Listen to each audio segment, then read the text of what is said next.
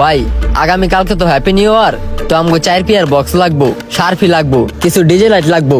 তো আপনার কাছে কি এখন আছে নাকি পোলাপানে সব বুকিং দিয়ে দিছে? দেখো ভাইয়া, হ্যাপি নিউ ইয়ার তো আমার কাছে যে বক্স গুলো আছে পোলাপানে সব বুকিং দিয়ে লাইছে। এখন মনে করো 3 পেয়ার বক্স আছে বুকিং ছাড়া, এটা রেট একটু বেশি পড়বো ভাইয়া, বুঝোই তো হ্যাপি নিউ ইয়ার চাহিদা বেশি। আচ্ছা ভাই, আপনার কাছে যে 3 পেয়ার বক্স আছে এটা আম করে দিয়ে দেন, আমরা আপনার এলাকার পোলাপাইন পরিচিত মানুষ। এখন আমরা তো কোনো জায়গায় বক্স মিলাই পারতাছি না, বছরের প্রথম দিন প্রথম রাইট, যদি একটু গান বাজনা না করি নইলে তো মান সম্মান থাকবো না, আমগো এলাকারও একটা মান সম্মান থাকলো না, আমগো বেসরও কোনো মান সম্মান থাকলো না।